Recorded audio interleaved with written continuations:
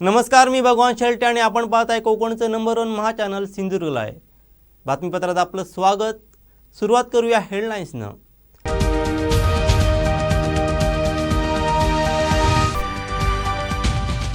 हेलिकॉप्टरमधून नाही जमिनीवरून केली पाहणी. मुख्यमंत्री उद्धव ठाकरेंनी केला कोकण दौरा. सत्ताधाऱ्यांना धारेवर धरत फडणवीसांनी केली नुकसानीची पाहणी. नेत्यांच्या दौऱ्यात कोरोना चिरडला.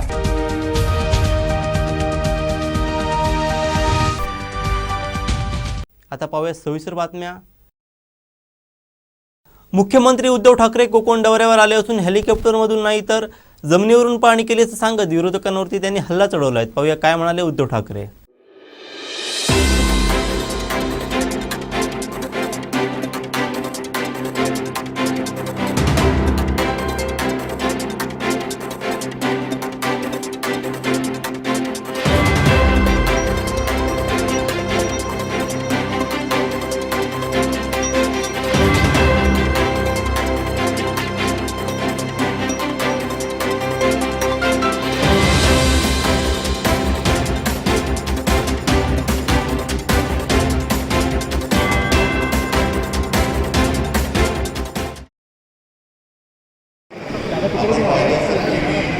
जास्त विरोधकांपेक्षा नेमकं महत्त्वाचं जे काय आहे त्याच्यावरती लक्ष केंद्रित करत आहे. कोकणवासियांना एक दिलासा द्यायला आलेलो आहे.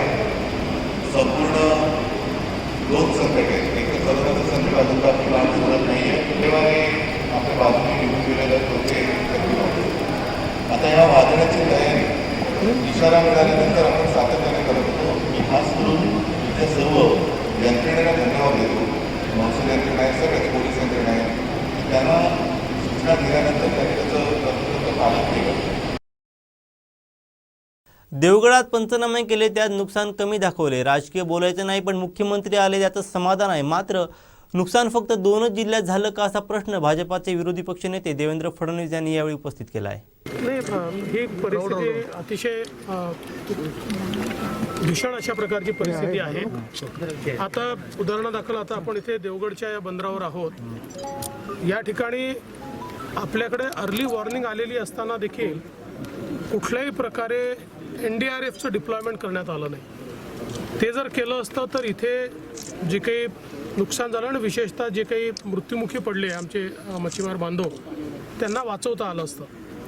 आज तिथल्या काही बोटी या पूर्णपणे नुकसानीत गेल्या आहेत, पण त्यांचाही पंचनामा नाही आहे. किंवा ज्या बोटींचा पंचनामा केला आहे, जिथे 40-50 लाखाचं नुकसान आहे तिथे 20 लाख 25 लाख असं नुकसान दाखवलेलं आहे. तर कुठेतरी मला असं वाटतं की प्रशासन जे आहे या प्रशासनाला गतिमान केलं पाहिजे आणि त्यांच्यावर वचक दाखवलं पाहिजे. अन्यथा अशा प्रकारे जर लोकांचं नुकसान आपण त्या ठिकाणी पंचनामे करणार नाही आणि कागदावर फक्त त्याची नोंद घेऊ तर हे नुकसान भरून निघणार नाही. म्हणून मला असं वाटतं की हे प्रशासन गतिमान करण्याच्या दृष्टीनं काही ना काही पावलं उचलणं अत्यंत आवश्यक आहे. की त्याच्यावर मला काही राजकीय बोलायचं नाही. अन्यथा मी देखील हे सांगू शकतो की 3 तासाचा दौरा आहे आणि किती किलोमीटरचा दौरा आहे हे देखील आता त्या ठिकाणी मोजून जर सांगितलं ना, आजूबाजूची गावं आहेत. पण ठीक आहे, मुख्यमंत्री आले याच्यावर समाधान आहे. आम्ही काय असं राजकारण करत नाही. आता माझा सवाल आहे, जे लोक प्रश्न विचारतात की मग पंतप्रधान साहेब गुजरातला का गेले आणि महाराष्ट्रात का आले नाही, इकडे का आले नाही. मग या ठिकाणी महाराष्ट्रामध्ये देखील 2च जिल्ह्यात मुख्यमंत्री का आले. रायगडला ते का गेले नाही, कोल्हापूरला ते का गेले नाही, साताराला ते का गेले नाही. त्यामुळे हे जे काही या ठिकाणी अशा प्रकारचं बोललं जातं ना, महत्त्वाचं काय आहे, तुम्ही येता जाता मागच्या वेळेस येऊन गेलात, काय दिलं? काही कोकणाला दिलं नाही. नुसत्या बाता मारायच्या, काही याच्या पलीकडे या ठिकाणी या सरकारच्या वतीनं होत नाही आहे. मागच्याही वेळेस निसर्ग वादळाचे पैसे देखील कोकणाला यांनी दिलेले नाहीत आणि आता पुन्हा या ठिकाणी येऊन हे राजकीय स्टेटमेंट करतायत. मला याचं आश्चर्य वाटतं. राज्याचे मुख्यमंत्री उद्धव ठाकरे ताऊते चक्रीवादळाने झालेल्या नुकसानीची पाहणी करत आहेत, तर माजी मुख्यमंत्री विरोधी पक्षनेते देवेंद्र फडणवीस हे देखील कोकण दौऱ्यावर असून नुकसानीची पाहणी करत आहेत. मात्र या दरम्यान या दोन्ही बड्या नेत्यांना सोशल डिस्टन्सिंगचं भानही राहिलं नाही. नेत्यांच्या या गर्दीत कोरोना मात्र चिरडून मेलेला दिसून येतोय. पहा.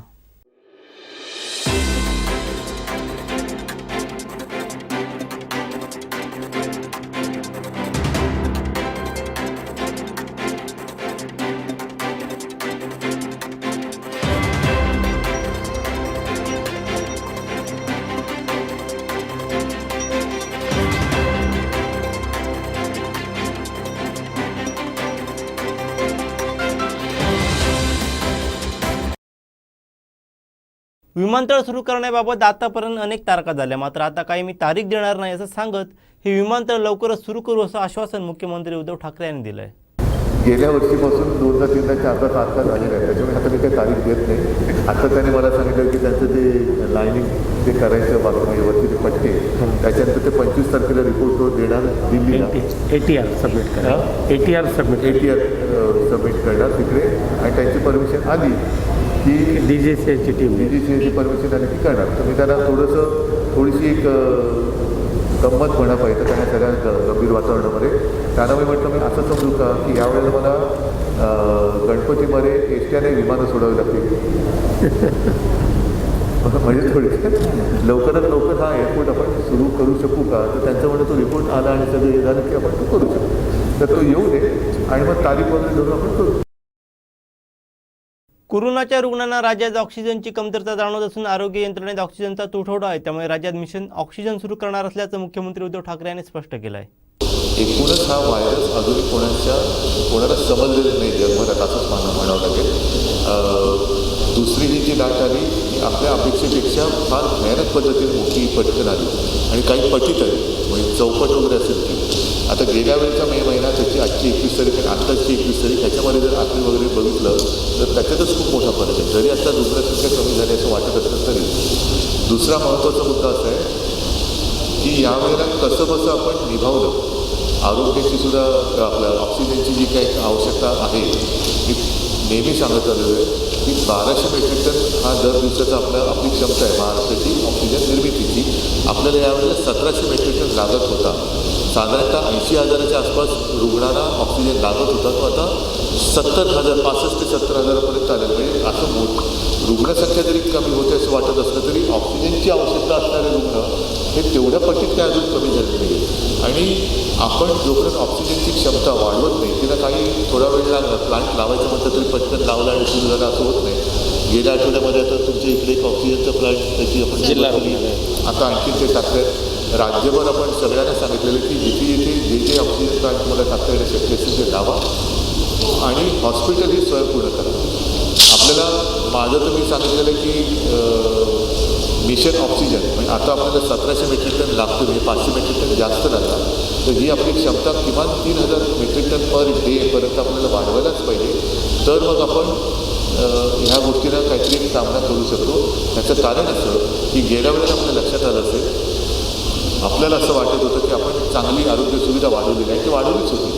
म्हणजे काही 7-8 हजार बेड्स होते ते आपण 4.25 लाखाच्या आसपास गेले होते, 3,60,000 काहीतरी असतील. आता तेही यावेळेला कमी पडतात की काय अशी परिस्थिती होती. म्हणजे आपण एवढ्या पटीत वाढवल्यानंतरसुद्धा कोरोना त्या पटीत वाढला.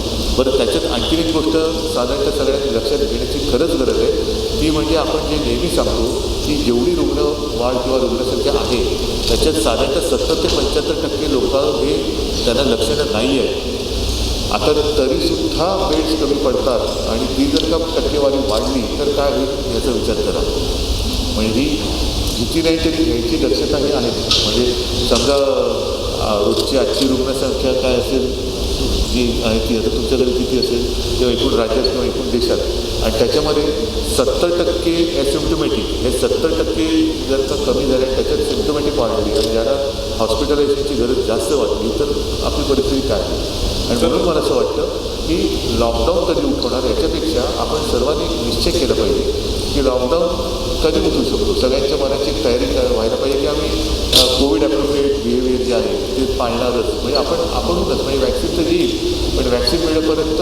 आणि आता तर WHOने सांगितलेलं आहे, अमेरिकेत वगैरे भाग वेगळा आहे की वॅक्सिनेशन झाल्यानंतरसुद्धा तुम्ही मास्क घालणं अनिवार्य आहे. मुख्यमंत्री उद्धव ठाकरे यांनी ताऊते वादळामुळे जिल्ह्यात झालेल्या नुकसानीची पाहणी केली. यावेळी पत्रकारांनी केलेल्या प्रश्नावर मी वैफल्यग्रस्त नाही कारण मी विरोधी पक्षनेता नाही असा टोल असे उद्धव ठाकरे यांनी देवेंद्र फडणवीस यांना लगावला आहे. याच्यामध्ये राजकारण आणायचं नाही. पंतप्रधान संवेदनशील आहेत आणि मला खात्री आहे की जसं गुजरातच्या मागे उभं महाराष्ट्राला किती अपेक्षा आहे केंद्र सरकार? विरोधी पक्षनेता नाहीये, महाराष्ट्राला त्याच्यामुळे मी वैफल्यग्रस्त नाही. मुख्यमंत्री उद्धव ठाकरे यांनी ताऊते चक्रीवादळामुळे जिल्ह्यात झालेल्या नुकसानीची पाहणी केली. यावेळी त्यांनी पत्रकारांशी संवादही साधला. दरम्यान मास्क न लावलेल्या एका पत्रकाराला सीएम उद्धव ठाकरे यांनी चांगलं सुनावलं आहे.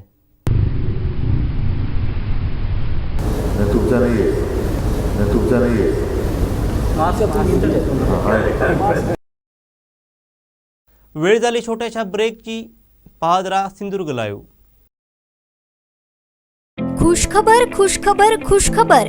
रेडी मिक्स कॉन्क्रीट आता दोडामार्ग मध्ये. सार्थ इन्फ्रा सोल्युशन दोडामार्ग मध्ये प्रथमच रेडी मिक्स कॉन्क्रीट, सिमेंट, वाळू, खडी, मजूर या सगळ्यांची जमवाजमव करण्यापासून आता एकदम सुटका. बंगला अथवा बिल्डिंगच्या स्लॅब पासून ते सिमेंट रोड आणि कोणतेही कॉन्क्रीट बांधकाम अगदी जलद आणि वाजवी दरात सहज शक्य. आर्य अर्थ मूव्हर्स, जेसीबी आणि डंपर भाड्यानं मिळेल. मागणीनुसार वाळू, खडी मिळेल. संपर्क बाबा टोपले, मोबाईल 9422 38 18 10.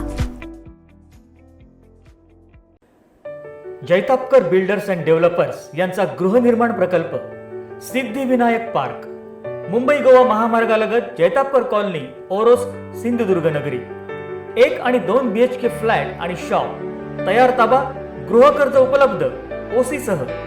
त्याचबरोबर गणेश मंदिर, club house, garden, gym, indoor games, security, parking. Jaitapkar builders and developers यांचा आणखी एक गृहनिर्माण प्रकल्प सिद्धिदाता पार्क, मुंबई गोवा महामार्गालगत जैतापकर कॉलनी, ओरोस, सिंधुदुर्ग. 1 आणि 2 BHK फ्लॅट, तयार ताबा, गृहकर्ज उपलब्ध. या ठिकाणी आपल्याला मिळेल सिक्युरिटी, प्रशस्त पार्किंग, 24 तास पाणी, wall compound, lift. 1 BHK flat 13,72,000 पासून. अधिक माहितीसाठी संपर्क 7999 676767. जैतापकर बिल्डर्स अँड डेव्हलपर्स, नातं विश्वासाचं. Member of CREDAI Sindhudurg.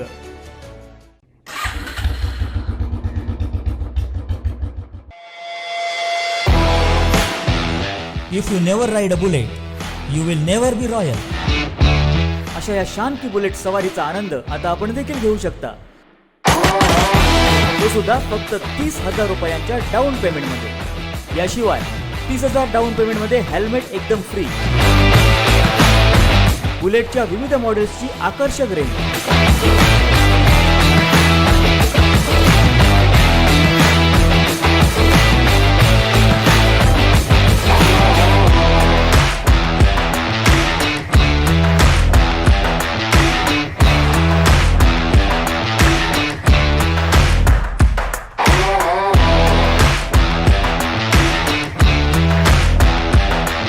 विविध कंपन्यांचा फायनान्स उपलब्ध, इन्शुरन्स आणि रिन्युअल उपलब्ध आणि road side assistant, free home service. नवीन गाड्यांसोबत 4 सर्व्हिसिंग फ्री. त्वरा करा, गुढीपाडव्यासाठी बुकिंग ओपन. आमचा पत्ता स्वस्तिक मोटर्स, मुंबई गोवा हायवे, पिंगुळी, गुडीपूर, तालुका कुडाळ, जिल्हा सिंधुदुर्ग. संपर्क सेल्स 83 90 63 15 55 किंवा 96 73 87 55 52. सर्व्हिस 96 73 87 80 09 किंवा 90 67 78 80 09. जब बुलेट चले तो दुनिया रास्ता दे.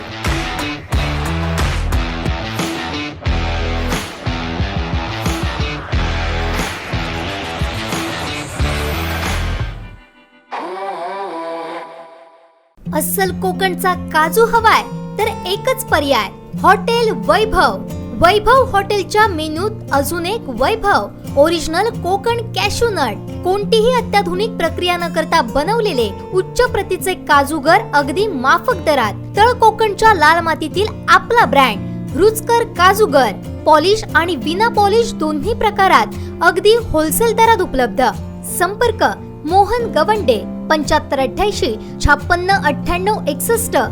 सदानंद गवंडे 91 58 36 27 26. वैभव उपहारगृह, आई रोड, पिंपळेश्वर समोर, बाजारपेठ, दोडामार्ग. बातमीपत्रात आपलं पुन्हा एकदा स्वागत. पाहूयात या नंतरची बातमी. मुख्यमंत्री उद्धव ठाकरे यांनी 3 तासात कसला पाहणी दौरा केला असा प्रश्न आहे. निदान कोकणी जनतेच्या तोंडाला पानं पुसू नकासा टोला आमदार प्रसाद लाड यांनी लगावलाय. मुख्यमंत्री आज कोकणाच्या दौऱ्यावर आले. त्यांच्या ठरलेल्या कार्यक्रमाप्रमाणे ते रत्नागिरीत विमानाने उतरले. रत्नागिरीचा आढावा करून ते 1 तासाभरात सिंधुदुर्गात येणार होते आणि पुन्हा ते रत्नागिरीला जाऊन मुंबईत जाणार होते. त्यामुळे मला असं वाटतं की 3 तासामध्ये कुठला दुष्काळाचा किंवा चक्रीवादळाचा दौरा होतो हे मुख्यमंत्र्यांनी जनतेसमोर स्पष्ट करावं. आम्हाला टीका करायची नाही, मुख्यमंत्री आले याचं समाधान आहे, परंतु जे समाधान ह्या कोकणवासियांना मिळालं पाहिजे ते मुख्यमंत्र्यांनी द्यावं ही माझी त्यांना विनंती आहे. ज्या कोकणाने शिवसेनेवर प्रेम केलं आणि सत्ता दिली त्या कोकणाच्या तोंडाला तरी पानं घुसू नये ही आमची अपेक्षा आहे. 100% 21 कोटी कुठे गेले याचा देखील आम्ही पाठपुरावा करतो आहोत. आम्ही तो प्रशासनाला देखील प्रश्न विचारलाय. एवढे कोटी खर्च केल्यानंतर आज आरोग्य यंत्रणा ढेपाळलेली का आहे? ग्रामीण भागामध्ये सोय नाही, ॲम्ब्युलन्सची व्यवस्था नाही, अशा परिस्थितीमध्ये याचं पालकमंत्री उत्तर देणार का हा देखील प्रश्न मी जनतेसमोर विचारतो. आज भारतीय जनता पार्टीच्या माध्यमातून आम्ही 105 बेड 3 विधानसभेमध्ये 3 35-35चे ऑक्सिजन कॉन्सन्ट्रेटर सहित आम्ही बेड उभे करून देणार आहोत, जे विधान परिषदेच्या निधीमधनं आम्ही उभे करू. आणि मला असं वाटतं की या जनतेच्या सेवेसाठी जसे आज मी 10 कॉन्सन्ट्रेटर 10 लिटरचे दिले, तसे या जिल्ह्यासाठी अजून 25 कॉन्सन्ट्रेटरची व्यवस्था मी करणार आहे. माझ्या संस्थेच्या माध्यमातून ती मी करणार आहे. परंतु भारतीय जनता पार्टी ज्या वेळेला हा सेवा हाच धर्म या भावनेतून जेव्हा काम करते त्यावेळेला ज्यांना सत्ता दिली, ज्यांनी मंत्रिपदं घेतली, त्या शिवसेनेने या कोकणातल्या जनतेला विसरू नये माझी विनंती आहे. तावते चक्रीवादळात झालेल्या नुकसानीची पाहणी करण्यासाठी मुख्यमंत्र्यांनी मालवणात धावता दौरा केला. चुला बीच मार्गे पोकांडा पिंपळ करून भरण नाका येथून मुख्यमंत्री मार्गस्थ झाले. 1-2 दिवसामध्ये अंतिम हा एवढ्या अहवाल पंचनाम्याचा त्याच्याप्रमाणे सगळ्यांना काळजी करू नका. कोकण आणि माझं शिवसेनेचं नातं एक घट्ट आहे आणि या नात्यामध्ये कुठे किती काही प्रयत्न केले तरी काही त्याच्यात कमी जास्त होणार नाही. मी पुन्हा एकदा सांगतो की एक आढावा जवळपास तो आलेला आहे. मुंबईला गेल्यानंतर अंतिम त्याच्यावर घेऊन जे काय करता येणं शक्य असेल ते करू. दरम्यानच्या काळात आणखीन एक गोष्ट सांगतो की गेल्या कदाचित 1-2 महिन्यापूर्वी असेल, आता माझी तारीख लक्षात नाही, माननीय पंतप्रधानांसमोर जी एक बैठक झाली होती त्याच्यात मी हा मुद्दा मांडला होता की आपण जे NDRF आणि NDRFचे निकष आहेत हे निकष आता थोडे जुने झाले, ते निकष बदलण्याची गरज आहे आणि ती निकष बदलून ती मदत सुद्धा जास्त झाली पाहिजे. मदत ती जास्त झाली पाहिजे. गेल्या वेळेला आपल्याला लक्षात असेल की निसर्ग चक्रीवादळाच्या वेळेला त्या निकषापेक्षा आपण जास्त मदत केली होती. याही वेळेला एक अंदाज घेतल्यानंतर जे काय करता येणं शक्य असेल ते मी नक्की करेन. नुसतं पॅकेजवरती माझा भरोसा नाही. जे काही येईल नुकसान भरपाईचा जो काही आवर येईल त्याला तिथल्या तिथे जे आपण निकष करू त्याच्याप्रमाणे मदत केली जाईल. केंद्रीय सामाजिक न्याय मंत्री रामदास आठवले यांनी झालेल्या चक्रीवादळाची पाहणी केली असता फार मोठं नुकसान येथील जनतेचं झालंय. एकरी 10,000 तरी नुकसान भरपाई शासनाने द्यावी अशी मागणी रामदास आठवले यांनी केली. शेतकऱ्यांचं मोठं नुकसान झालेलं आहे, त्यामुळं एकरी किमान 10,000 रुपये तरी आर्थिक मदत मिळाली पाहिजे. त्यानंतर जे ज्यांचं नुकसान झालेलं आहे त्यांनासुद्धा अनेक लोकांचे पत्रे तुटलेले आहेत, कौलं तुटलेली आहेत, अनेक लोकांची वैरण आहे ती सगळी भिजून गेलेली आहे. घरामधलं जे काही सामान आहे ते पावसामुळं ते जे ठेवलेलं आहे ते भिजलेलं आहे. त्यामुळे अशा पद्धतीनं जो पंचनामे झालेले आहे तर त्या पंचनाम्याची माहिती घेऊन राज्य सरकारने या लोकांना मदत केली पाहिजे. आणि हजारो जी घरं आहेत ती घरं उद्ध्वस्त झालेली आहेत. विनोबा भावे यांचं गाव आहे आपल्या रायगड जिल्ह्यामध्ये, तर त्या गावामध्ये सुद्धा नुकसान झालेलं आहे. अशा पद्धतीनं अनेक ठिकाणी जे नुकसान झालेलं आहे पंचनाम्याचे रिपोर्ट आज माननीय मुख्यमंत्री आज इथं आले होते. माननीय देवेंद्र फडणवीसजी हे काल इथं आलेले होते, आज ते होते आणि अनेक काय मंत्र्यांनी आणि नेत्यांनी भेटी दिलेली आहेत. ज्याप्रमाणे माननीय प्रधानमंत्र्यांनी 1,000 कोटी रुपये गुजरातसाठी अनाऊन्स केलेले आहेत. गुजरातमध्ये महाराष्ट्रापेक्षा मोठं नुकसान झालेलं आहे, त्यामुळं त्यांना 1,000 कोटी दिलेले आहे ती चांगली गोष्ट आहे. परंतु महाराष्ट्राला मदत मिळाली पाहिजे अशी महाराष्ट्राची मागणी आहे. त्याप्रमाणे मी पंतप्रधानांना पत्र लिहिणार आहे आणि मी आता कोकणचा दौरा करून आल्यानंतर जी मला माहिती मिळालेली आहे ती माहिती आणि तो रिपोर्ट जो आहे तो त्यांच्याकडे पाठवून महाराष्ट्रालाही नुकसान भरपाई मिळावी अशा पद्धतीची आपली सूचना आहे. केंद्रीय राज्यमंत्री म्हणून मी सुद्धा त्यासाठी प्रयत्न करणार आहे आणि सगळी जबाबदारी महाराष्ट्र सरकारने केंद्रावर सोपवता कामा नये. कारण आपण या कोरोनाचा कालखंड आहे. या कालखंडामध्ये आपण पाहिलेलं आहे की केंद्र आणि राज्याची रस्सीखेच आपण पाहिलेली आहे की प्रत्येक गोष्टीमध्ये राज्य आणि केंद्राकडे बोट ठेवायचं आणि आपली जबाबदारी झटकून टाकायची अशा पद्धतीची मेंटॅलिटी जी आहे, भूमिका जी आहे ही महाराष्ट्र सरकारमधल्या अनेक मंत्र्यांची आहे. त्यामुळं रोज कुठल्या ना कुठल्या तरी निमित्ताने केंद्रावर टीका करण्याचं ते काय थांबवत नाही आहेत. तर आता यामध्ये सुद्धा म्हणजे केंद्राने मदत यावी हे ठीक आहे, पण आपली त्या जबाबदारी पण आहे आणि केंद्राच्या वतीनंही मदत मिळणार आहे. माननीय प्रधानमंत्र्यांनी तर सांगितलं आहे की सगळे रिपोर्ट आल्यानंतर ज्या ज्या राज्यामध्ये नुकसान झालेलं आहे त्या राज्यांना मदत मिळणारच आहे आणि ती चांगली मदत महाराष्ट्राला मिळावी यासाठी जे आम्ही महाराष्ट्रातले मंत्री आहोत आम्ही सुद्धा प्रयत्न करणार आहोत. अशा पद्धतीने जे नुकसान झालेलं आहे, अवकाळी पावसामुळे अनेक वेळेला नुकसान होतं आहे, वादळामुळे नुकसान होतं आहे, पाऊस कमी पडल्यामुळं नुकसान होतं आहे, पाऊस जास्त पडल्यामुळं नुकसान होतं आहे. अशा पद्धतीनं शेतकऱ्यांची अवस्था आहे. त्यामुळं शेतकऱ्यांना ताकद देणं अत्यंत आवश्यक आहे आणि त्यासाठी नक्की माझा पक्ष जो आहे हा कोकणवासियांच्या बाजूने आहे. त्यांना न्याय मिळाला पाहिजे, त्यांना चांगली आर्थिक जी नुकसान भरपाई आहे ती मिळाली पाहिजे अशा पद्धतीची आपली मागणी आहे. महाराष्ट्र आणि केरळमध्ये चक्रीवादळामुळे गुजरात इतकं नुकसान झालेले असताना त्या ठिकाणी भाजपचे सरकार नसल्यामुळे पंतप्रधान हवाई पाणीसाठी फिरकत सुद्धा नाहीत. फक्त गुजरात राज्याला 1000 कोटी रुपयाच्या मदतीच्या आर्थिक पॅकेजची घोषणा करतात. महाराष्ट्राला सापत्न वागणूक देणारे केंद्र सरकार असंवेदनशील आहे असं मत आमदार वैभव नाईक यांनी व्यक्त केलं आहे. केंद्र शासन फक्त गुजरातपुरतं मर्यादित आहे का? अनेक राज्यामध्ये आपत्ती होतात तेव्हा फक्त केंद्र शासन गुजरात आणि उत्तर प्रदेशमध्येच मदत करत असते. आज फयानचं वादळ या आधी झालेल्या निसर्ग वादळामध्ये सुद्धा महाराष्ट्र शासनाला 1 रुपयाचा दमडा केंद्र शासनाने दिला नाही. याचा जाब फडणवीस विचार केला केंद्र शासनाला. खरं तर भाजपचे लोक शिवसेनेच्या मुख्यमंत्र्यांवर सातत्याने आरोप करत आहेत, सातत्याने मदतीची मागणी करत आहेत, परंतु ही मदत देताना शासन समर्थ आहे. परंतु केंद्र शासनाने किती मदत जाहीर केली याचा पण विचार त्यांनी करावा आणि केंद्र शासनाकडनं जास्तीत जास्त निधी या वादळामध्ये आपत्तीमध्ये या ठिकाणी आणावा. कोविडमध्ये सुद्धा तसंच, कोविडमध्ये सुद्धा केंद्र शासनाने महाराष्ट्र शासनाला दमडाही या ठिकाणी दिला नाही.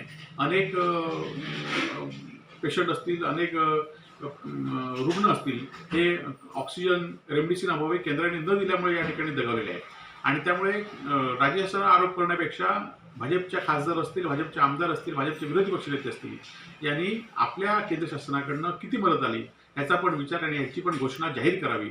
आणि निश्चितपणे मला खात्री आहे की उद्धवजी, कोकणावर उद्धवजींचं प्रेम आहे आणि या सिंधुदुर्ग जिल्ह्याच्या खरं तर याआधी निसर्ग वादळामध्ये सुद्धा फक्त 57 कोटी रुपयाची नुकसान रुपये आपल्या सिंधुदुर्ग जिल्ह्यामध्ये त्यावेळी नुकसान एवढं मोठ्या प्रमाणात झालं नव्हतं. परंतु आम्ही मागणी केली होती 50 कोटी रुपयाची रस्ते असतील आणि त्याचे जास्त पैसे आम्हाला त्या निधीतनं या ठिकाणी नुकसान रुपये पण मिळाली होती आणि आज पण उद्धवजी येथील उद्या चांगली निकष लावतील आणि चांगली मदत कोकणासाठी जाहीर करतील. आजवर कोकणला सरकारनं कोणतीही मदत केली नाही, मात्र आज नुकसानीच्या पाहणीसाठी मुख्यमंत्री कोकणात येत असून त्यांचं स्वागत करतो असं मत विरोधी पक्षनेते प्रवीण दरेकर यांनी व्यक्त केलं आहे. आपण बघाल देवेंद्रजी फडणवीस आणि आमचा दौरा 3 दिवसाचा आणि राज्याच्या मुख्यमंत्र्यांचा दौरा 3 तासाचा. ठीक आहे, तरी आम्ही त्यांचं स्वागत करतो कारण शेवटी कोकणवासियांना मदत होणं ही महत्त्वाची आहे. दुर्दैवानं या ठिकाणी वर्ष सव्वा वर्षाच्या कालावधीमध्ये कोकणवासियांकडे पूर्ण दुर्लक्ष झालेलं आहे. कोरोना संकट आलं, प्रत्येक मंत्र्यांनी, मोजणदार मंत्र्यांनी आपापल्या जिल्ह्यामध्ये सगळी यंत्रणा त्या ठिकाणी नेली, पैसे नेले, कोरोनात मदत करतायत. परंतु या ठिकाणी कोकणला कोरोनामध्ये कुठल्याही प्रकारचा आधार दिला गेला नाही. त्यानंतर निसर्ग वादळ आलं, निसर्ग वादळामध्ये त्या ठिकाणी घोषणा केली, लोकांना काही मिळालं नाही. आणि आता तौक्ते वादळ आलं. जर या ठिकाणी देवेंद्र फडणवीस साहेबांचा आणि आमचा दौरा लागला नसता, मुख्यमंत्री आलेही नसते, मदतही मिळाली नसती. त्याच्यामुळं 3 तास का होईना मुख्यमंत्री येत आहेत आणि कोकणवासियांना केवळ येऊन आले, रत्नागिरीला उतरले, चिपीला उतरले आणि गेले, एवढ्यापुरता दौरा सीमित राहणार असेल तर त्या ठिकाणी कोकणवासियांच्या आशा आकांक्षा त्या ठिकाणी चक्काचूर केल्यासारखं होईल. म्हणून त्यांनी मला वाटतं भरघोस मदत त्या ठिकाणी दिली पाहिजे अशी अपेक्षा उद्धवजी ठाकरेंकडून त्या ठिकाणी आहे. ताऊते चक्रीवादळाने झालेल्या नुकसानीचे पंचनामे करताना हात आखडते घेतला. योग्य ती मदत नुकसानग्रस्त लोकांना मिळाली नाही तर जिल्ह्यात एकही मंत्री किंवा अधिकाऱ्यांना फिरू देणार नाही असा इशारा आमदार नितेश राणे यांनी दिला आहे. ताऊते वादळाचा फार मोठ्या प्रमाणामध्ये फटका बसलेला आहे. गावांमध्ये बागा असतील, आमच्या मच्छीमार समाजाचं फार मोठ्या प्रमाणामध्ये नुकसान झालं आहे. या सगळ्याची परिस्थिती बघितल्यानंतर आणि एकंदरीत ज्या पद्धतीने पंचनामे होत आहेत, फक्त पंचनाम्याचा आदेश देऊन पालकमंत्री किंवा राज्य शासन याच्यातून पळ काढू शकत नाही. पण जो काही सकाळपासून मला अनुभव असा येतो आहे, ते पंचनामे एवढे तुटपुंज पद्धतीने होत आहेत. म्हणजे जिथे नुकसान 5 लाखाचं झालं आहे तिथे पंचनामे फक्त 2 लाखाचेच होत आहेत. जिथे नुकसान 1 लाखाचं झालं आहे तिथे पंचनामेच 20,000चे होत आहेत. म्हणजे तुम्ही मुळामध्येच अगर एवढे कमी पंचनामे करत असाल तर माझ्या जनतेला भेटणार काय? आता इथे असंख्य माझ्या मच्छीमारांच्या होड्या गेलेल्या आहेत. किमान 25, 30, 40 लाखाचं नुकसान झालेलं आहे आणि हे देण्याची फक्त 25 लाखाची भाषा करतायत. मग अगर असं होत असेल तर हे पंचनामे कोणाला दाखवण्यासाठी शासन करतंय? एक तर गेल्या वर्षीच्या निसर्ग चक्रीवादळाचं तुम्ही एक दमडी आम्हाला दिलेली नाही किंवा 8 कोटी मागितले तर त्याच्यामध्ये 49 लाख मिळाले. आणि ह्या वर्षी ज्या पद्धतीने तुम्ही निकाश लावता 50,000 पर हेक्टरी अशा पद्धतीचा पंचनामा करतायत. आता त्याच्या व्यवस्थित पद्धतीने तुम्ही कॅल्क्युलेशन केलं तर 50,000 हेक्टरी म्हणजे एका झाडाला तुम्ही फक्त 500 रुपये देताय. त्या 25-30 हजार रुपये देणारे झाड अगर तुम्ही त्याला 500 रुपये त्याची किंमत लावत असाल तर आमच्या आंबा बागायतदारांना काय त्याची मदत होणार आहे? तसंच मच्छीमारांचं जिथे 40-50 लाखाचं नुकसान झालंय 25-25 लाखाचे पंचनामे होत आहेत. 25,000 लाख पण नाही 25,000चे पंचनामे होत आहेत. म्हणजे अशा पद्धतीचे पंचनामे करण्याची अगर नौटंकी हे सरकार करत असेल, त्याच्यावरच्या पालकमंत्र्यांचं लक्ष नसेल, सत्ताधारी आमदारांचं लक्ष नसेल, प्रशासनाचं लक्ष नसेल तर हे कोकणाच्या जनतेच्या आयुष्याबरोबर खेळण्याचा प्रकार आहे. म्हणजे कसलं शासन हे मला कळतच नाही आहे. म्हणून मी आपल्या माध्यमातून जिल्ह्याच्या प्रशासनाला एवढंच इशारा देईन की कुठेही आमच्या जनतेचा पंचनामा करत असताना तुमचा हात आखडता घेतला आणि आम्हाला 100% अगर नुकसान भेटलं नाही तर एकही अधिकारी कसा जिल्ह्यामध्ये फिरतो आणि एकही मंत्री हा कसा आमच्या जिल्ह्यात फिरतो आम्ही पण बघून घेऊ. अरे शेवटी हे आमच्या जीवन मरण्याचा प्रश्न झालेला आहे. ह्या वादळा एक तर कोविडची पार्श्वभूमी आहे. कोविडमुळे एकतर महामारी मोठ्या प्रमाणामध्ये जिल्ह्यामध्ये पसरला आहे. व्यापार बंद आहे. त्याच्यानंतर आता हे वादळाचं संकट आलं आहे. त्याच्यामध्ये हे अगर राज्य शासनाची अशी अगर नाटकं सुरू असतील तर मग हे काय गरज या सरकारची, काय गरज ह्या मंत्र्यांची, सत्ताधारी आमदारांची? आपल्या निसर्ग वादळाच्या वेळी ह्याच राज्याचे मुख्यमंत्री उद्धव ठाकरेजींनी 25 कोटी जाहीर सिंधुदुर्गासाठी केले होते, 50 कोटी जाहीर रत्नागिरीसाठी केले होते. पर हेक्टरी 25,000 मी तुम्हाला देतो असंही जाहीर केलेलं होतं. त्या सगळ्या घोषणांचं नेमकं झालं काय? म्हणजे हे सत्ताधारी उद्या ह्या ज्या मुख्यमंत्र्यांना इथे आणतायत हे काय नाटकं करायला आणतायत, फोटो काढायला आणतायत, फोटो सेशन काढायला आणतायत, ह्याचं उत्तर आम्हाला कोणा भेटलं पाहिजे ना. नुसतं मुख्यमंत्र्यांची लिपस्टिक दौरे होत असतील जिथे फक्त नामधारी फक्त येऊन ते फोटो काढणार, उपयोग काय? फोटोग्राफरनी फोटो काढायचे असतात, स्वतःचा फोटो काढून घ्यायचा नसतो. म्हणून मुख्यमंत्री आल्यानंतर आता ह्याच्या अगोदर राणेसाहेब जेव्हा पालकमंत्री होते तेव्हा जेव्हा फयान वादळ आलं तेव्हा जनतेला विचारा ना अनुभव काय होता या जनतेचा. जेव्हा काळजीवाहू मुख्यमंत्री म्हणून आमचे देवेंद्रजी होते तेव्हा मदत विचारा किती मिळालेली होती. अहो तुलना जनतेने केली पाहिजे. आता उद्या एक तर हे आमचे घरकोंबडे मुख्यमंत्री पहिल्यांदा घराच्या बाहेर निघतायत इथे आमच्या जिल्ह्यात येणार, नावापुरती येणार, जिल्ह्याच्या जनतेला काय फायदा होणार त्याचं ह्याचंही उत्तर या सत्ताधारी नेत्यांनी दिलं पाहिजे आम्हाला. अनुभव असा आहे ना, आत्ताचा अनुभव, मी राजकीय टीका करत नाही.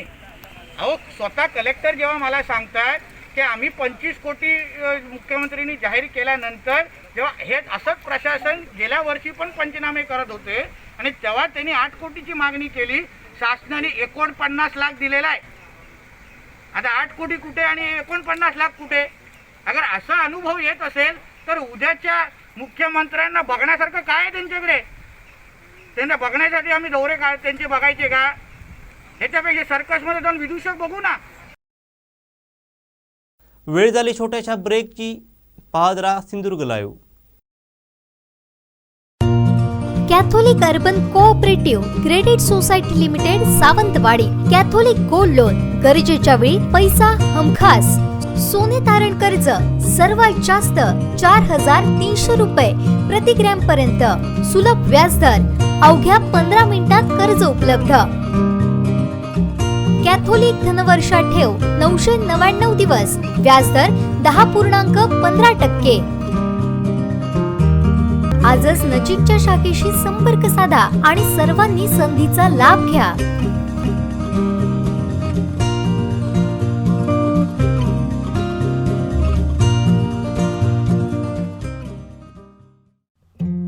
सुंदर घराचं आणि देदीप्यमान उद्योग व्यवसायाचं स्वप्न साकार करूयात गोव्याच्या सीमेवर साकारलेल्या दोडामार्ग मधल्या सिद्धेश अपार्टमेंटमध्ये. सिद्धेश अपार्टमेंट्स राज हाऊस रिअलेटर्सचा दोडामार्गच्या मध्यवर्ती शहरात साकारलेला एकमेव कमर्शियल गृह प्रकल्प. प्रशस्त पार्किंगसह सर्व सोयींनी युक्त सज्ज असलेला गृह आणि शॉपिंग प्रकल्प. बँका, संस्था, doctor, hospital, corporate business office, godown यासाठी सुद्धा गाळे आणि जागा उपलब्ध. बस स्टँड, तहसीलदार, प्रशासकीय कार्यालय, नगरपंचायत, मुख्य बाजारपेठ अवघ्या 2 मिनिटांवर. अवघ्या 12 लाखांपासून शॉप तर 15 ते 20 लाखात घ्या फ्लॅटचा ताबा. 1 BHK 2 BHK फ्लॅट्स उपलब्ध. सर्व फ्लॅटसाठी बँक अर्थसहाय्य उपलब्ध. फ्लॅटची हवेशीर रचना, 24 तास पाण्याची सोय.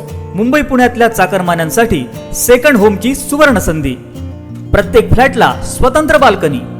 उच्च दर्जाचे अत्याधुनिक तंत्रज्ञान वापरून केलेलं लिफ्ट सह बांधकाम. फ्लॅट्स आणि गाळे भाड्यानं देऊन उत्पन्न मिळवण्याची ही मोठी संधी. गुंतवणुकीची प्रमुख बलस्थानं मोपा विमानतळ, थिविम रेल्वे स्टेशन, हापसा आणि सावंतवाडी मेजर सिटी अवघ्या 15 ते 21 किलोमीटर अंतरावर.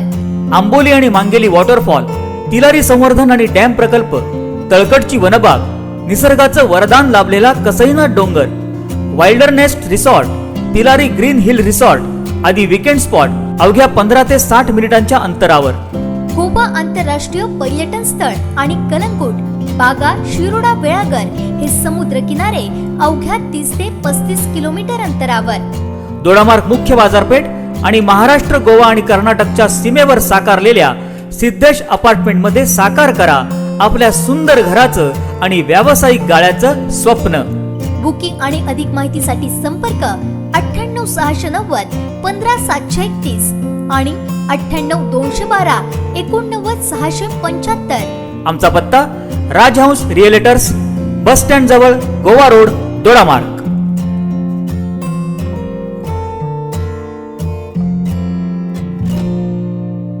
वैभवशाली वैभववाडीत SP असोसिएट्स घेऊन आले नवा गृह प्रकल्प. Siddhivinayak apartment 1 BHK 2 BHK flat अवघ्या 15 लाखांपासून सुरू. सदनिकांसह दुकान गाळेही उपलब्ध. दर्जेदार बांधकाम असलेला गृह प्रकल्प. सर्व वित्तीय संस्थांच्या कर्जाची सोय. 24 तास पाणी. शेड आच्छादित terrace. Aluminium powder coating sliding window. Wooden frame सहित आकर्षक मुख्य दरवाजा. ग्रेनाइट किचन प्लॅटफॉर्म आणि steel granite door window framing. 2x2 vitrified flooring. WC bathroom साठी 7 इंच उंचीपर्यंत ग्लेझेड टाइल्स. किचन साठी ओट्यासमोर 7 फूट उंचीपर्यंत ग्लेझेड टाइल्स. किचन ओटा स्टील सिंक. 1 बेसिन आणि बाथरूम साठी मिक्सर आणि WC साठी cock. Concealed electric fitting. Hospital काही मिनिटांच्या अंतरावर. शाळा, कॉलेज, बँका आणि सरकारी कार्यालय, बस स्टँड हाकेच्या अंतरावर. वैभववाडी बाजारपेठेत आपल्या हक्काचं घर आजच बुक करा, तेही SP असोसिएट्स कडेच. साइट पत्ता वैभववाडी फोंडा रोड, मच्छी मार्केट शेजारी, वाव्हे वैभववाडी. बुकिंग साठी पत्ता SP असोसिएट्स ऑफिस, आरा विद्यालय समोर, तळेरे, कोल्हापूर महामार्ग, वैभववाडी. प्रोप्रायटर सूर्यकांत धावले. 9421 92 93 19. प्रवीण अमृते 97 66 24 14 11. आता वाट कसली पाहताय? आपल्या स्वप्नातील घर आजच बुक करा. खमंग क्रिस्पी चिवड्याचं वैभव, चविष्ट चटकदार बिया भाजीचं वैभव, कोकणी गोमंतक्यांचं वैभव आणि खवय्यांच्या पहिल्या पसंतीचं वैभव. घरगुती सात्विक चवीची 1983 पासूनची परंपरा. नाश्त्याचे चमचमीत पदार्थ आणि फराळाच्या क्रिस्पी मेजवानीसह घरगुती स्पेशल आम्रखंड आणि श्रीखंड. वैभवची अफलातून टेस्टी बिया भाजी, खमंग खुसखुशीत चिवडा म्हणजे प्रत्येकाची पहिली पसंती. कोकण आणि गोमंतक्यांना आपल्या चवीचं वेळ लावणाऱ्या वैभव उपहारगृहाला एक वेळ अवश्य भेट द्या. एकदा खाल तर पुन्हा पुन्हा चवचा खाल. वैभव उपहारगृह, गांधी चौक, बाजारपेठ, दोडामार्ग, जिल्हा सिंधुदुर्ग. प्रोप्रायटर मोहन गवंडे. 9158 36 27 26. बातमीपत्रात आपलं पुन्हा एकदा स्वागत. पाहूयात या नंतरची बातमी.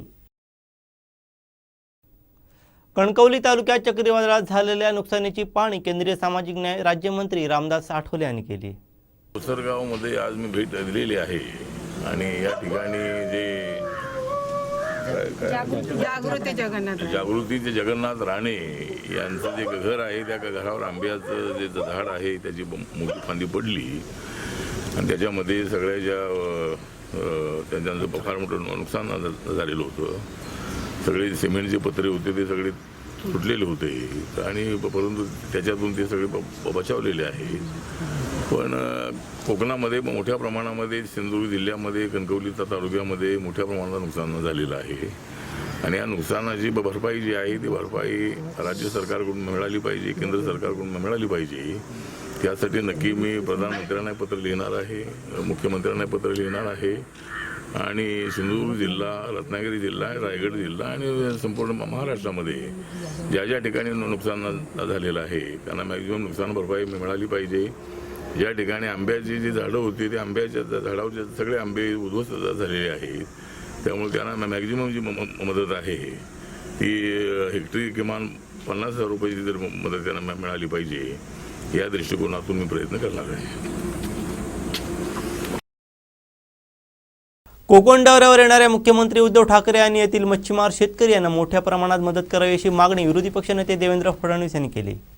हे खरंच आहे. आता आम्ही ठिकठिकाणी ज्यावेळेस लोकांना भेटतोय त्यावेळी लोक सांगतात की आम्हाला गेल्या वेळेचे पैसे मिळाले नाहीत. विशेषतः जे मच्छीमार बांधव आहेत त्यांचं तर मत असं आहे की आमचं सर्वेक्षण झालं पण सर्वेक्षण झाल्यानंतर आमच्याकडे उलटून कोणी आलं नाही. त्यामुळे मोठ्या प्रमाणात त्या ठिकाणी पंचनामे झाल्यानंतर देखील त्यांना पैसे जे आहेत ते मागच्या वेळेस मिळालेले नाहीत.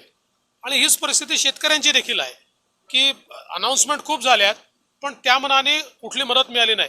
तर मागच्या काळात घरांची पडझड झाली, तर घरांची पडझड झाल्यानंतर सरकारकडनं तात्काळ मदतीची अपेक्षा असते. ती जर तात्काळ झाली नाही तर शेवटी कोकणी माणूस स्वाभिमानी आहे, तो आपला कुठनं तरी त्या ठिकाणी ते पत्रे आणतो, ते ठोकतो आणि पुन्हा त्या ठिकाणी राहायला जातो.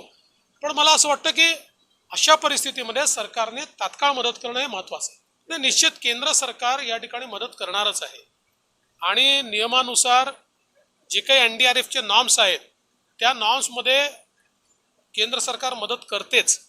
मुळातच केंद्र सरकार जी NDRFमधनं मदत करते त्यातले ॲडव्हान्स पैसे SDRFला दिलेले असतात आणि अशा प्रकारचं ज्यावेळेस एखादी घटना घडते त्यावेळी अपेक्षा अशी असते की राज्य सरकारने तात्काळ SDRFमधनं पैसा खर्च करावा. समजा SDRFमध्ये पैसा कमी असेल तर ॲडिशनल पैसा आपल्याला केंद्राकडनं मागता येतो. आपण खर्च करून टाकल्यानंतर त्या ठिकाणी समजा आपले पैसे संपले तर केंद्र सरकार पुन्हा एकदा आपल्याला पैसा देते. त्यामुळे प्रस्ताव जाणं वगैरे हे तर आहेच, तो होत राहील. पण SDRFमध्ये आपल्याकडे आजही पैसे आहेत, त्यामुळे ते केंद्राचेच पैसे आहेत, केंद्राने दिलेलेच पैसे आहेत, त्यातनं तात्काळ मदत करतायत. मला अतिशय समाधान आहे की मुख्यमंत्री महोदय येत आहेत, कारण शेवटी सरकार आल्यानंतर सरकारकडे अधिकार असतात. विरोधी पक्ष ज्यावेळेस येतो त्यावेळेस प्रशासनाला जागं करणं, प्रशासनाला गतिमान करणं, लोकांच्या समस्या सरकारपर्यंत पोहोचवणं हे आमचं काम असतं. पण सरकारला अधिकार असतात, त्यामुळे सरकार आलं तर आपल्याला काहीतरी मिळेल ही अपेक्षा स्वाभाविक आहे. आणि आम्ही देखील ही अपेक्षा धरतोय की आता उद्या जर मुख्यमंत्री येत आहेत तर त्यांनी भरघोस अशा प्रकारची घोषणा या ठिकाणी करावी. कारण आपल्याला माहिती आहे कोकणाने शिवसेनेला भरभरून दिलेलं आहे. त्यामुळे आता मला असं वाटतं मुख्यमंत्र्यांनी कोकणाच्या पदरी काहीतरी पाडावं आणि निसर्गाच्या वेळेस जशी निराशा झाली तशी आता तरी होऊ नये. पंतप्रधानांनी गुजरातचा दौरा केला कारण लँडफॉल हे गुजरातमध्ये झालं आणि गुजरातमध्ये लँडफॉल झाल्यामुळे प्रचंड मोठं नुकसान, 45 लोक त्या ठिकाणी मृत्युमुखी पडले आणि गावाच्या गावं पूर्ण 100% उद्ध्वस्त झाली. आणि म्हणून त्या ठिकाणी माननीय पंतप्रधानांनी दौरा केला, तातडीची मदत घोषित केली. त्याच प्रेस नोटमध्ये इतरही राज्यांना मदत केली जाईल असं त्यांनी घोषित केलं. केवळ महाराष्ट्राचा विषय नाही आहे, ताऊक्ते वादळाचे परिणाम हे केरळमध्ये आहेत, तमिळनाडूमध्ये आहेत, कर्नाटकमध्ये आहेत, महाराष्ट्रामध्ये आहेत, गोव्यामध्ये आहेत, गुजरातमध्ये आहेत, राजस्थानमध्ये आहेत, दमण दीवमध्ये आहेत. एकूण 8 राज्यांमध्ये याचा परिणाम आहे. या सगळ्या राज्यांना केंद्र सरकारच्या वतीनं मदत मिळणार. मुळात आता आज आम्ही जिल्हाधिकाऱ्यांसोबत चर्चा केली आहे. उद्या विशेषतः देवगड किंवा एक 3-4 ठिकाणी जिथे मोठ्या प्रमाणात नुकसान झालं आहे अशा ठिकाणी आमचा जाण्याचा प्रयत्न आहे. आणि आज आम्ही सगळी माहिती जी काही घेतली त्या माहितीनुसार साधारणपणे इथे 800 ते 1000 घरांचं नुकसान झालेलं आहे. मोठ्या प्रमाणात विजेच्या इन्फ्रास्ट्रक्चरचं नुकसान झालं आहे. अजूनही 40-45% लोकांची वीज म्हणजे जवळजवळ 1 लाखापेक्षा जास्त घरांची वीज ही बंद आहे. पुढचे 3-4 दिवस त्याच्या रेस्टोरेशन करता लागतील अशा प्रकारची परिस्थिती ही पाहायला मिळते. यासोबत शेतीचं नुकसान मोठ्या प्रमाणात झालं आहे, बागांचं नुकसान मोठ्या प्रमाणात झालं आहे आणि त्यामध्ये जवळजवळ 3 ते 4 हजार हेक्टरचे नुकसान आहे. आणि याही संदर्भात मागच्या निसर्ग चक्रीवादळाच्या वेळी मोठ्या प्रमाणात नुकसान झालं होतं. त्यावेळी जास्त नुकसान हे रत्नागिरी आणि रायगडमध्ये होतं. यावेळेस या भागात मोठ्या प्रमाणात नुकसान आहे. पण त्याही वेळी सरकारने हेक्टरी 50,000 रुपये अशा प्रकारची घोषणा केली होती. म्हणजे एका झाडाकरता 500 रुपये ही केवळ त्या ठिकाणी मदत ही त्या माध्यमातून सरकारने दिली. मला असं वाटतं की आत्ताची परिस्थिती पाहता सरकारने अधिक मदत केली पाहिजे अशा प्रकारची आमची मागणी आहे. यासोबत शाळा असतील किंवा हेल्थ इन्फ्रास्ट्रक्चर असेल या सगळ्यांचं मोठ्या प्रमाणात नुकसान झालेलं आहे. या निमित्ताने 2 गोष्टी मला महत्त्वाच्या वाटतात. वारंवार वादळं या ठिकाणी येतात आणि या परिस्थितीमध्ये केंद्र सरकारने एक विशेष योजना तयार केली आहे आणि वर्ल्ड बँकेसोबत एक फंड तयार केला आहे की ज्याच्या अंतर्गत या सगळ्या भागामध्ये विजेचं इन्फ्रास्ट्रक्चर अंडरग्राऊंड करण्याच्या संदर्भात ही योजना आहे. मला असं वाटतं की महाराष्ट्राने तात्काळ त्या योजनेचा लाभ घेतला पाहिजे आणि एक निश्चित कार्यक्रम तयार करून पुढच्या 2 वर्षात, 1.5 वर्षात, 3 वर्षात जो काही कालावधी असेल त्या कालावधीमध्ये हे संपूर्ण इन्फ्रास्ट्रक्चर जर अंडरग्राऊंड केलं तर वारंवार येणाऱ्या वादळानंतर 3 दिवस, 4 दिवस वीज बंद किंवा इतक्या मोठ्या प्रमाणात इन्फ्रास्ट्रक्चर HT पोल्स एकदा गेले की ते पुन्हा उभं करणं, HT लाईन उभं करणं याला वेळ लागतो आणि म्हणून या संदर्भातली कारवाई ही केली पाहिजे. दुसरी महत्त्वाची गोष्ट अशी आहे की विशेषतः आंबा बागायतदार जे आहेत यांचे सगळ्यांचे या ठिकाणी विनंती आहे की मागचं निसर्ग आणि आताचा ताऊक्ते आणि मधलं लॉकडाऊन यातनं मोठ्या प्रमाणात अडचण तयार झाली आहे. मग अशी आम्ही रत्नागिरीला होतो, तिथेही आंबा बागायतदारांनी तीच मागणी केली आहे. इथेही सिंधुदुर्गमध्ये तीच मागणी त्यांची आहे की त्यांनी कधी कर्जमाफी मागितली नाही किंवा त्यांना कुठल्या कर्जमाफीचा कधी फार फायदा मिळाला नाही. पण आताची परिस्थिती अतिशय भीषण आहे आणि हा काही खूप मोठा प्रश्न नाही, काही जिल्ह्यांचा प्रश्न आहे. त्यामुळे त्यांना कर्जमाफी मिळाली पाहिजे अशा प्रकारची मला असं वाटतं आंबा बागायतदारांची जी मागणी आहे ही आत्ताच्या क्षणी मला अतिशय योग्य वाटते. आणि म्हणून उद्या मुख्यमंत्री महोदय येत आहेत तर त्यांनी तशा प्रकारची कर्जमाफी घोषित केली पाहिजे. त्यासोबत आमचे जे कोळी बांधव आहेत यांची तीच अवस्था आहे, त्यामुळे त्यांनाही अशा प्रकारे मदत ही मोठ्या प्रमाणात करण्याची आवश्यकता आहे असं माझं मत आहे. तर त्याही दृष्टीने उद्याच्या जी काही माननीय मुख्यमंत्र्यांची व्हिजिट आहे त्यानंतर काही अपेक्षित घोषणा होतील अशी अपेक्षा आपण करूया. तावते चक्रीवादळात मोठा फटका किनारपट्टी भागातील लोकांना बसला आहे. या नुकसानग्रस्त लोकांच्या घराच्या छपरावरील पत्रे उडून गेलेत. अशा नुकसानग्रस्तांना तात्काळ शिवसेनेच्या माध्यमातून प्रत्येकी 4 सिमेंट पत्रे देण्यात आलेत. या 2 दिवसापूर्वीच आपल्या सिंधुदुर्ग जिल्ह्याला नैसर्गिक चक्रीवादळ तोत्के चक्रीवादळाचा महाभयानक असा फटका आपल्या भागात बसलेला आहे. आपल्या सिंधुदुर्ग जिल्ह्यातील सर्व ग्रामस्थांची बऱ्याच जवळजवळ 50 ते 60% जास्त ग्रामस्थ जे किनारपट्टी भागात आहेत आणि जे सह्याद्रीच्या पायथ्याशी असलेले बहुतांश गावांमध्ये मोठ्या प्रमाणात नुकसान झालेलं आहे. घरांची नासधूस झालेली आहेत, झाडं पडलेली आहेत, काही झाडं ही मुळापासून उखडून गेलेली आहेत. म्हणजे आता आपण कोरोनाच्या 2ऱ्या लाटेला सामना करत असतानाच निसर्गाचा भयानक असा मोठा फटका हा आत्ता या सिंधुदुर्गवासियांना लागलेला आहे.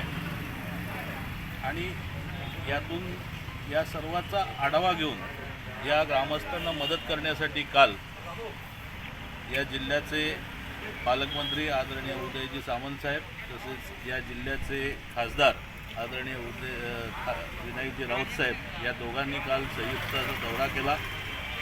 शिवसेना ही नेहमीच समाजकारणाला महत्त्व देत आलेली आहे आणि याचं उदाहरण हे आत्ताच लोकांसमोर आहे. बाकी सर्वजण येतात हे फक्त आश्वासनं आणि चुका काढतात, परंतु आजची वेळ ही या जनतेला सावरण्याची वेळ आहे. आपल्या या भागातील आमदार, या सिंधुदुर्ग जिल्ह्यातील आमदार वैभवजी नाईक साहेब हे स्वतः आपले करवत स्वतः मशीन घेऊन स्वतः वादळाच्या अवस्थेमध्ये वादळ असतानासुद्धा वादळामध्ये त्या वादळग्रस्त परिस्थितीमध्ये लोकांचे झाडं झुडपं तोडत होते, स्वतः कामगार घेऊन फिरत होते. म्हणजे शिवसेनेचा प्रत्येक शिवसैनिक हा नेहमीच समाजकारणाला महत्त्व देतो हे या प्रत्येक शिवसैनिकाच्या त्याच्या कृतीतून दिसतंय. कालच पालकमंत्र्यांनी आणि खासदारांनी दौरा केल्या लगेचच त्यांनी आपल्या भागात जवळजवळ 1000-1500 पोल पडले. MSCBची टीम मुंबईवरून किंवा बाहेर जवळजवळ 500 कामगार हे MSCBचे आदरणीय मुख्यमंत्री महोदयांनी लगेच कोकणासाठी पाठवले. काल पालकमंत्र्यांनी वैभववाडीमध्ये ज्या मोटर बंद आहेत, जे लाईट बंद असल्यामुळे पाण्याची सोय नाही, तर ती पाण्याची सोय चालू करण्यासाठी जोपर्यंत MSCBची व्यवस्था ही पूर्ण होत नाहीत, MSCBची पूर्ण लाईटची व्यवस्था पूर्ण होत नाही, सुरळीत होत नाही, तोपर्यंत पर्याय म्हणून जनरेटरची व्यवस्था ही करतो म्हणून सांगितलं नाही. लगेच त्वरित 24 तासाच्या आत जनरेटर दिलेले आहेत आणि पाण्याची जी गैरसोय आहे त्या गैरसोयीपासून आपल्या लोकांना दिलासा दिलेला आहे. त्याचबरोबर शिवसेनेच्या माध्यमातून ज्यांचं नुकसान झालं आहे, ज्यांच्या घरावरचे पत्रे उडाले, ज्यांच्या घरं उद्ध्वस्त झालेली आहेत, त्यांना त्वरित मदत म्हणून जेव्हा शासनाची मदत येण्याच्या आधी शिवसेनेची मदत, शिवसेनेकडनं मदत म्हणून 250च्या वर पत्रे हे वैभवडीत दिले. 300 पत्रे त्वरित इकडे पाठवलेले आहेत, जे प्रत्येकाला 5-5 असे पत्रे हे 5-5, 6-6 पत्रे हे गेल्यावर त्यांच्या घरावरती छप्पर लगेचच्या लगेच मिळावं ही यामागची भावना आहे. शिवसेनेचा शिवसैनिक हा वादळाची, कोरोनाची कुठलीही पर्वा न करता या भागातल्या ग्रामस्थांसाठी, या भागातील मच्छीमारांसाठी सदैव मदतीसाठी पुढे असेल.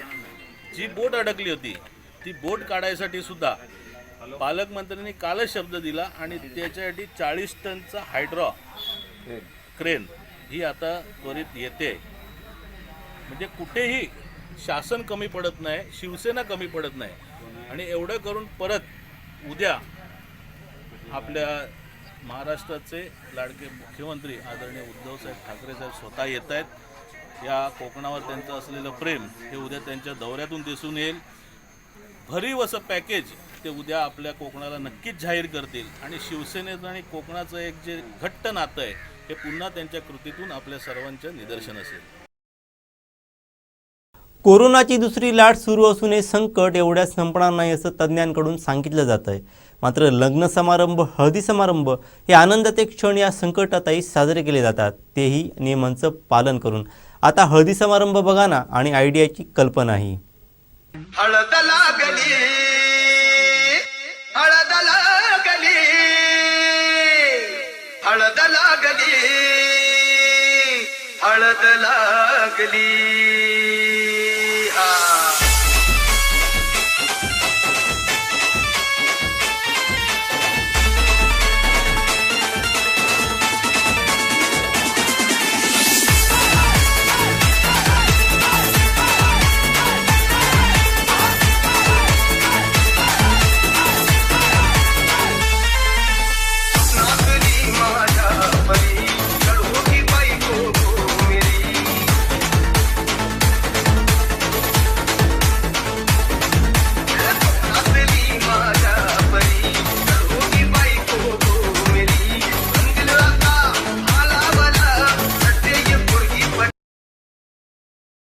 शेवटी ठळक घडामोडी पुन्हा एकदा.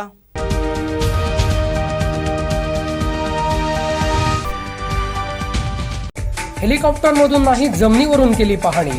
मुख्यमंत्री उद्धव ठाकरेंनी केला कोकण दौरा. सत्ताधाऱ्यांना धारेवर धरत फडणवीसांनी केली नुकसानीची पाहणी. नेत्यांच्या दौऱ्यात कोरोना चिरडला.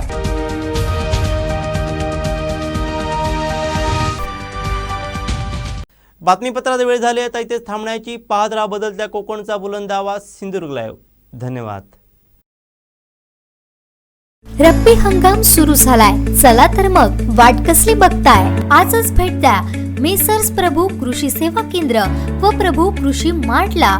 सिंधुदुर्ग जिल्ह्यात कृषी क्षेत्रासाठी अत्याधुनिक अवजारे व बियाणे पुरवणारे अग्रगण्य दालन.